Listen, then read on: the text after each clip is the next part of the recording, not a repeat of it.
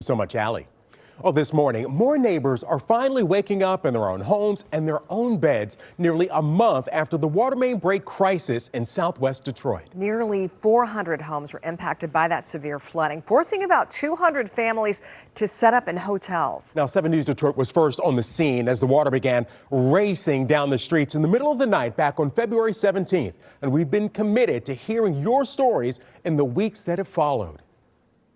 It was like 3 in the morning when I woke up, and then my friend called me. She said she was stuck over there right here, and she got stuck, and she can't get out because her basement is flooding. It just kept rising, like it flooded our basements, knocked our furnaces out, flooded our backyards. We can't do anything, can't go anywhere. I really want to be here for the inspectors and see how fast they can start working on repairing.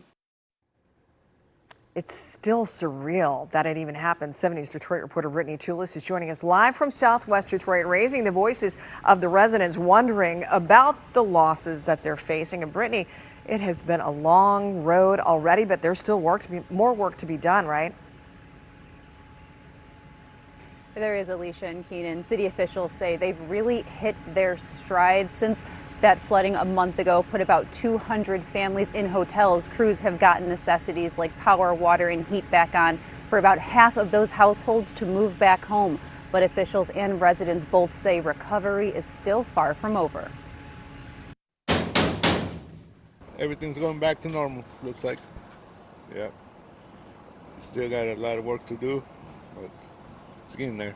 Life for Jesus Hernandez and his neighbors is slowly starting to look like normal. An unimaginable thought after waking up to this February 17th. Oh my God. We were first to this massive southwest Detroit water main break as confused residents realized they were trapped, some trudging through the freezing waters. Are you okay, sir? Yeah, I'm just taking a break. It's kind of deep. How deep is it on you? Almost up to my knee. Up to knee? Yeah, my dad was in the basement, but my dad took her out of there because the water was all the way in the bed already.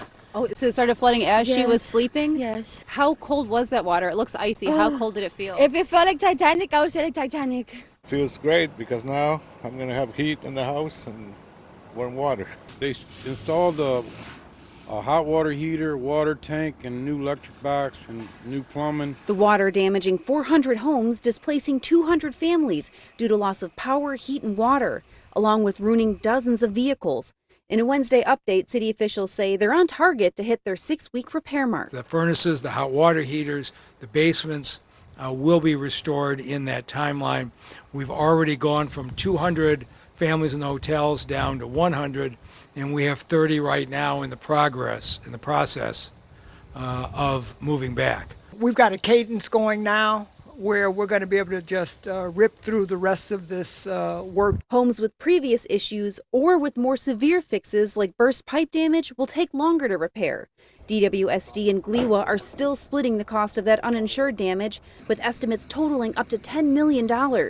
Residents say they're now dealing with higher insurance premiums and moving back to empty homes. Between the two houses, we lost 6 vehicles. I tried to get other insurance, and it went up like $800. Some of it doubled from what I was paying to what it is now. My belongings, my wife's belongings, she passed away, but everything is gone. How do you put a dollar figure on it, you know? DWSD's director says they're either paying for those vehicle repairs or buying residents out of their vehicles altogether to get them mobile again, but did not mention helping out with those higher insurance costs long term.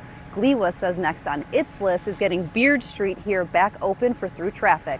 Live in southwest Detroit, I'm Brittany Toulis for 7 News Detroit this morning. Keenan? Yet, there's still so much work to be done to get folks back to the condition they were before the water began flowing down the streets. But any progress is good.